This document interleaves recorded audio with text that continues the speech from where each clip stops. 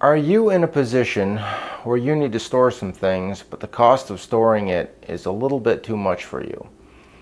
Because if you're a blue collar person, then storage is not really an option for you, because it can cost you more for storage than, in some cases, than you'll make in 2 weeks. So if you need a potential solution to this, if you need some help with this, then you just keep watching, because you're watching Blue Collar Guy.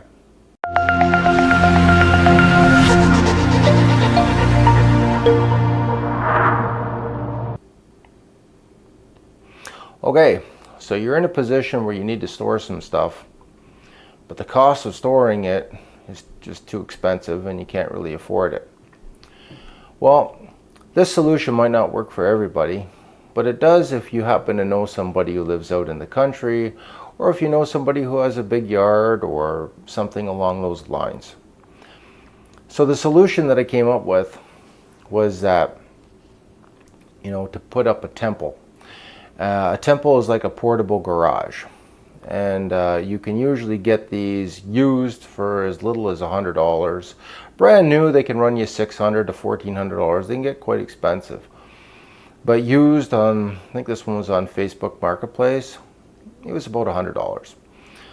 So I've included a time-lapse footage of the actual construction, because I don't think you want to watch 4 hours of a couple of guys fighting over which part goes where. so anyways, beside the funny part of watching 2 or 3 guys argue about which pole goes into which pole, and because when you buy a used temple or a used portable garage, they don't come with instructions. You do need to make sure that they have all the parts whenever you buy anything used, that they're not missing anything. But if it's just missing some fasteners, you can just go to the local hardware store. That's what we did, and just pick up some new ones. It's not a big deal. And one thing we also did was put some gravel down for drainage, and we'll put some skids down so that when we put things on the skids, they're off the ground. So if you have a situation where you may have not flooding, but water levels, things along those lines. But the advantages outweigh the disadvantages. And if you're looking at a storage locker that would be this big, you'd be looking at $200, maybe even $300 a month. That could be up to $3,600 a year. And the one formula that you need to do whenever you're storing anything is, well, what is the value of what I'm storing? How much a month is it going to cost me to store it? And how long do I need to store it for? Because if you have something that is worth $2,000 and it costs you $200 a month to store it, and you need to store it for a year, well, you're looking at $2,400. So you're in the negative $400. But you don't want to give it away, and you might not have time to sell it. So this solution may work for people that are in these particular, a bind.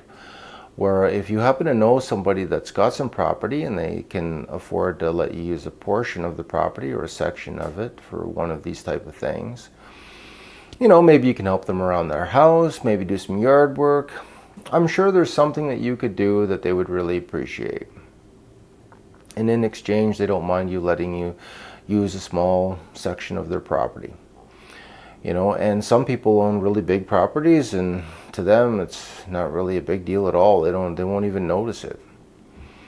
If you live in a city, you happen to know somebody that has maybe a big yard, or maybe they even have a spot in their garage. Maybe you don't even need to get a portable temple or a portable garage.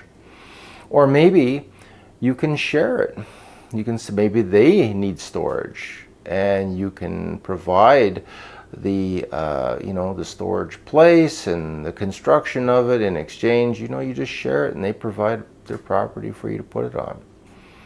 So when you don't have a lot of money, you have to get creative, and you have to also think about your budget, and what are you going to do?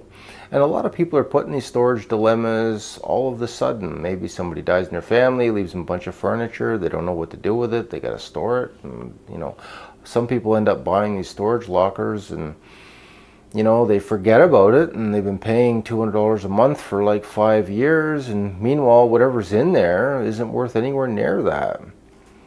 Sometimes they wake up and they realize that, and then they stop paying their storage fees because they realize that, well, they're now in the negatives, they're in the hole essentially. And then they end up auctioning off the storage contents to strangers anyway. So do you really want to be putting yourself in the position? Think of all of the shows that you watch on TV about, people buying auction storage lockers. These are all people that originally needed storage, and for whatever reason, either the value just wasn't there anymore for them to store it, or maybe they were put in a position where they couldn't afford to store it, and they ended up losing. All the people in those TV shows like Storage Wars, they lost their items, and in some cases those could be family heirlooms. So what do you need to do when you're constructing one of these outside storage facilities? Well, anything that is temperature sensitive, you really can't put those items in there. But if it's anything like furniture and things like that, you may be able to wrap it. I suggest heavily wrapping them in plastic to keep out the critters, of course. Also to keep out mold. You don't want anything to get moldy, like wood and things like that, because moisture will get in. Mostly anything smaller, you could probably get those Rubbermaid or Tupperware type of containers. The money that you'll save in the storage fees will easily pay for those. You can go to the dollar store even and get smaller ones that way, and save some money that way as well. And if you do have a couple of rips in your tarp or things like that, and they're not in the roof, you can always get more tarping material from, again, the dollar store, things like that. So this will work if you're on a budget, and if you're not on a budget, then this video just isn't for you anyway.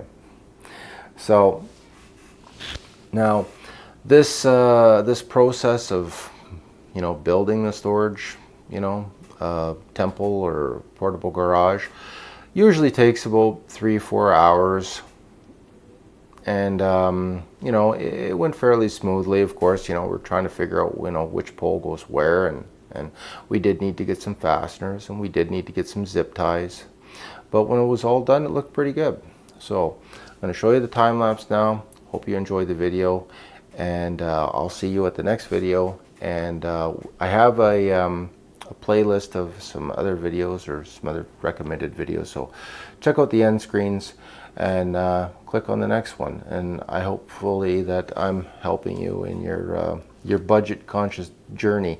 I also have solutions for how to do laundry on a budget, things like that too, micro mobility. So if you're interested in any of those, check out some of the other videos I've made. Okay, so keep saving money and hang in there, blue collar guy, and stay safe at work. Bye.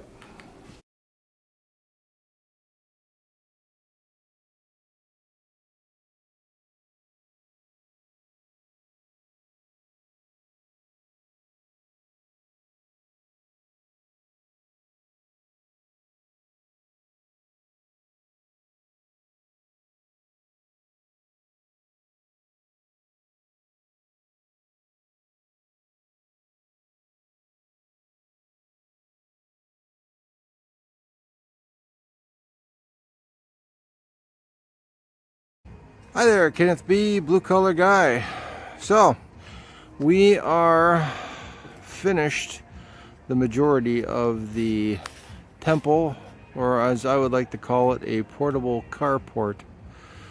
So it is all done. Just gotta use the anchor points to the pallets, because we're going to be putting heavy stuff on the pallets, and then the pallets will then keep the wind from blowing this way. There's also going to be a front cover on it, of course, keep out the elements, but that's pretty much the gist of it.